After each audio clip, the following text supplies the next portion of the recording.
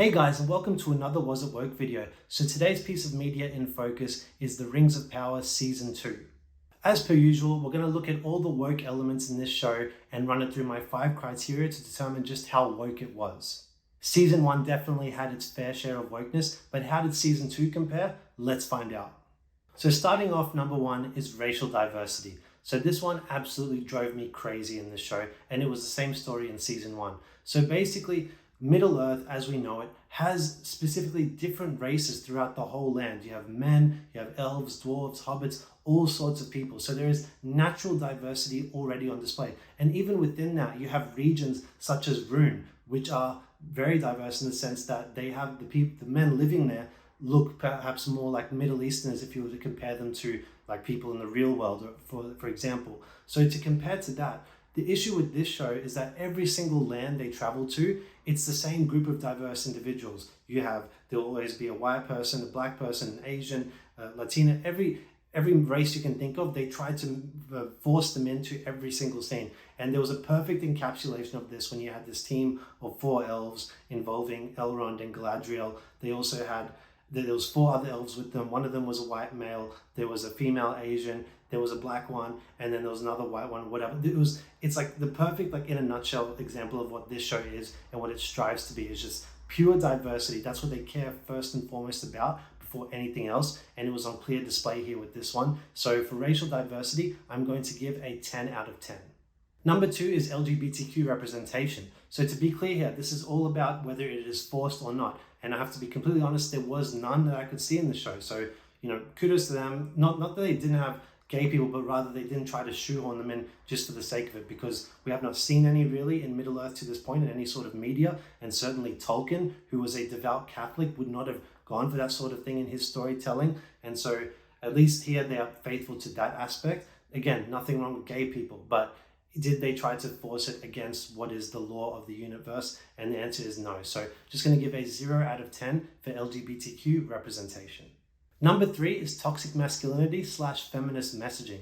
So starting off with the toxic masculinity aspect, because both of these are big ones with this show and they have been since the beginning. One of the rolling themes that they have been doing in order to prop up their female characters is to bring down their male ones. And in this season, it's all over the place. So you have Gil-galad, the king of the elves, and he is there and he is completely emasculated in this, not just in a physical sense, but even as like a decision maker. Like he should be making the final decisions on things.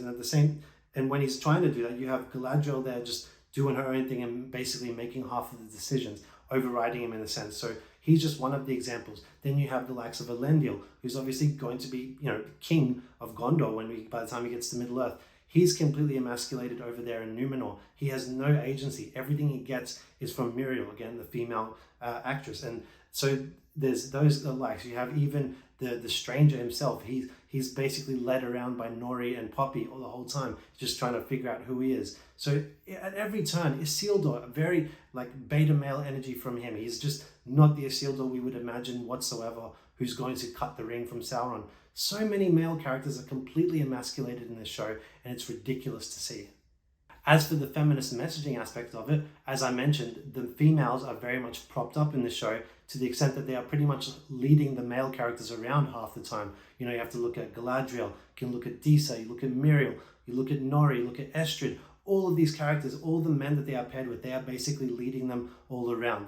The men have no agency in the show whatsoever unless the women give it to them. And it's ridiculous to see, but it's not surprising at this point, especially after what they did with the first season. But again, it's this forced sense that they feel they can't write a genuinely strong female character. The only way they feel they can do it is to tear down the male characters that are there next to them. So it's really disastrous style of writing. I hate it on every level how they do this, because there are such great examples out there of great female characters that exist alongside strong male characters too. You don't need to tear one down to build the other up, and it's running rampant throughout the show. And so I'm going to give a 10 out of 10 for toxic masculinity / feminist messaging. Number 4 is traditions bad, progressivism good. So in this regard, there's not a huge amount to talk about, but what I will touch on in relation to this is to do with the orcs and Adar. So the way they handle them and how this pertains to tradition is that it is well established within the Middle-earth universe, Tolkien's universe, that The orcs are evil. They are pure evil. They are a hive mind and nothing more, nothing less. This show has gone out of its way, particularly in the second season, to humanize the orcs, to make you almost sympathize with them. The clearest example of that is when you had one of the main orcs there, and he's kind of advocating he doesn't want to go to war because he doesn't want to lose his wife and daughter, and it shows him there cuddling his wife and his baby. So little gremlin looking orc. So it's ridiculous. I don't understand this. It's such a waste of time trying to humanize orcs.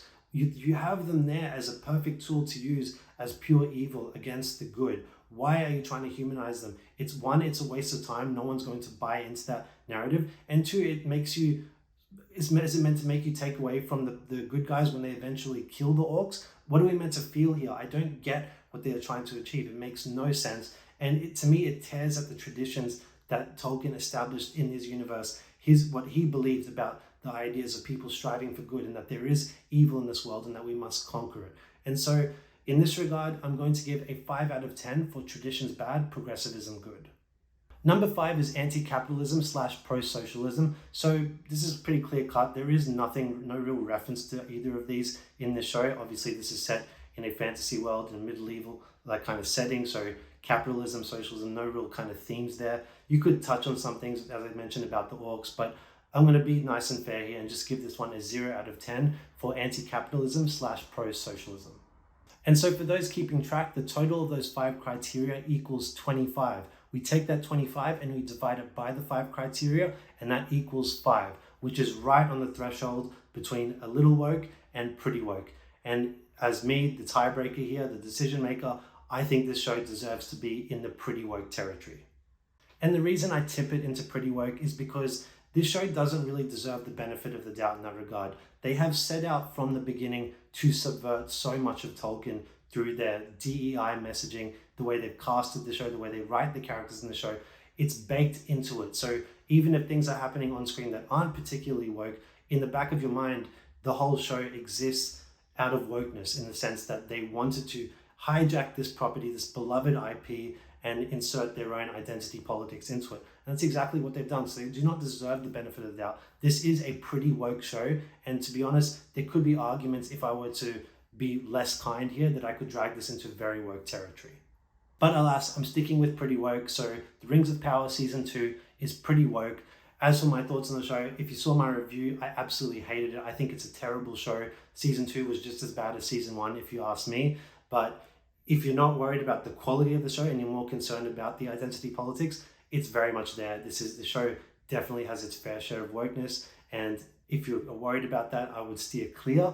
It's not woke in the sense that in any kind of sexual way, if you're worried about those sorts of things, it's not pushing an agenda in that way, but it's really just trying to push mainly the racial stuff and the feminist messaging. That's where it really comes into the fore in the show, all of the identity politics at display. So yeah, The Rings of Power Season 2 is pretty woke. I do not recommend it on a quality level or on a woke level, so steer clear. That's my thoughts, guys. I hope you enjoyed this video. I'd love to hear your thoughts in the comment section below. What did you think of the wokeness of this show? Did you think it was as woke as I thought, more, less, whatever? I want to hear it all. Post them down below. Give this video a like if you enjoyed it, and subscribe to my channel, and we'll talk to you next time. Bye.